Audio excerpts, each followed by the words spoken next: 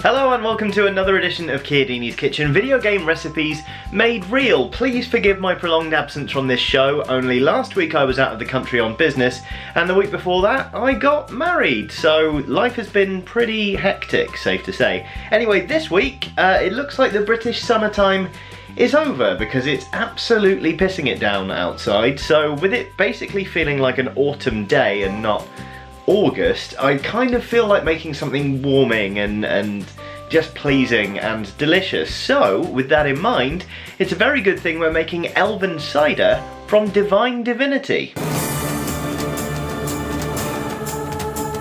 So, Divine Divinity is an RPG released on PC in 2002, starting a franchise you may remember from the fairly recent Divinity Original Sin and Original Sin 2. Anyway, this being an RPG, there were loads of things for you to collect, including books. So the somewhat lazily named Cooking Recipes 12 contains a recipe for Elven Cider, which reads as follows. Mix some cider with the juices of lemons and oranges in a large saucepan. Place some ginger and spices in a small bag and add it to the saucepan. Heat the pan until it begins to boil. After 5 minutes, remove the bag. Stir the mixture in brandy and serve warm. Can do, Divine Divinity. Can bloody well do. So the recipe does call for the juice of lemons and oranges plural, so I've got 2 of each here and I'm going to juice them into this jug at the back. Now, one of the really nice things about getting married, it turns out, is that people want to buy you things to say well done. So I'm very pleased to say I am now the proud owner of a really nice Japanese knife. So I'm just going to use that to cut these oranges and lemons, and hopefully I don't take an entire finger with it.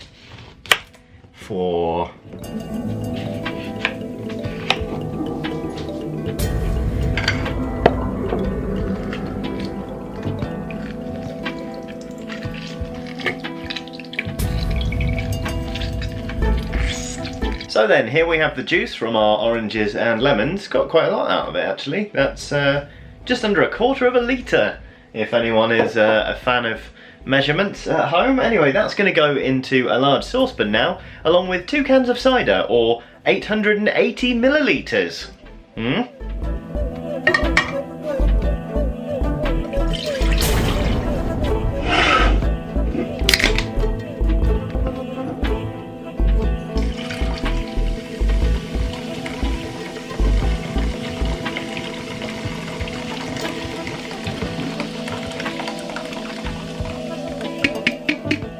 Alright, so there's the juice and the cider there sitting in the pan, so let's talk about spices. The recipe calls for ginger and just says spices tied into a small bag. So I've got some ginger, which is great, and then I plan to use some cinnamon sticks, but the problem is when I did this week's shop, they didn't have cinnamon sticks, they only had powdered cinnamon.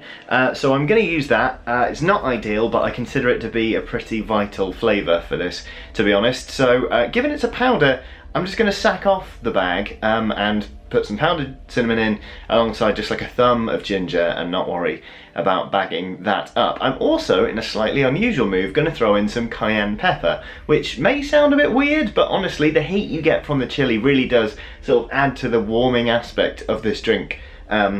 It's long been my secret weapon whenever I've mulled a thing, so I promise you it's good. If you don't believe me, you can just leave that out, maybe substitute in some cloves or something. So, big bit of ginger, cinnamon,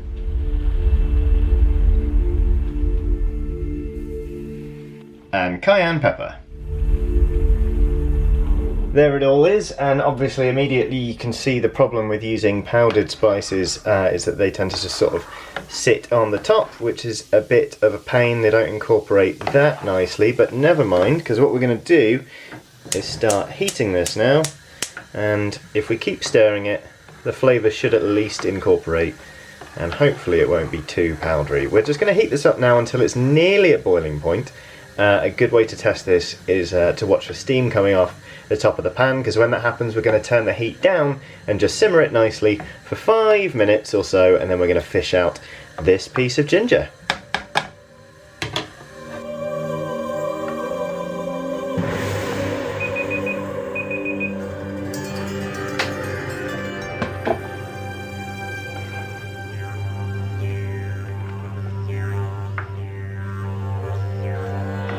Okay, so the heat's just come off under the cider and I've taken out the thumb of ginger, so there's just one step left, which is to stir in some brandy. Although actually, to be specific, the recipe says stir the mixture in some brandy, which kind of makes it sound like I should be adding a dash of this to an entire bottle of brandy. But to be honest, if I did it that way round, I'd be too drunk to edit this episode and put it on the internet. So we're going to play it safe and put a good sized dash straight in there.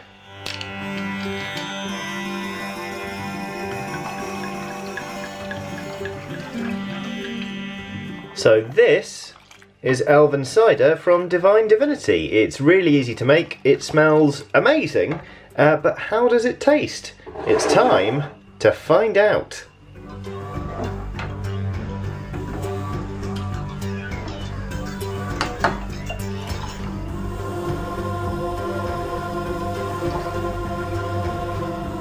Alright, so Elven Cider from Divine Divinity. Let's see how it tastes. Cheers.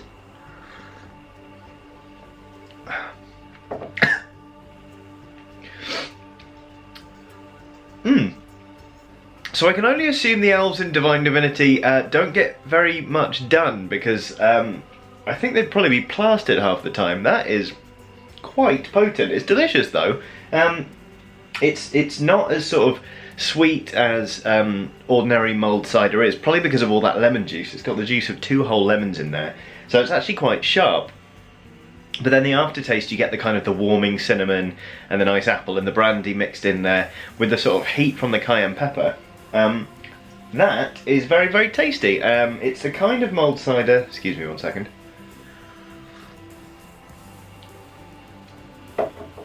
It's sharp enough that I think you could probably drink quite a lot of it. Ordinarily with sort of mulled cider or mulled wine, I have one and that is it. It's so sweet that I'm just done and I don't want any more. That, on the other hand, you could consume quite a lot of quite happily, I think. So all in all, I'd call that a rip-roaring success. And now I have a whole pan of it.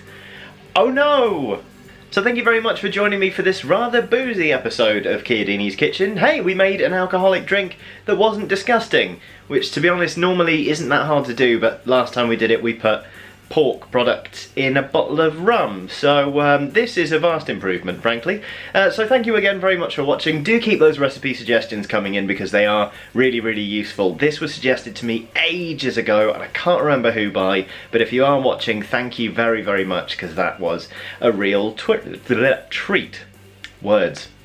I'm not drunk, I promise. Anyway, there are plenty more videos from Eurogamer for you to watch if you would like. There should be some on screen now. Do like and subscribe because it really does help us out, and there really remains nothing else to be said other than thank you very much for watching and have a lovely day.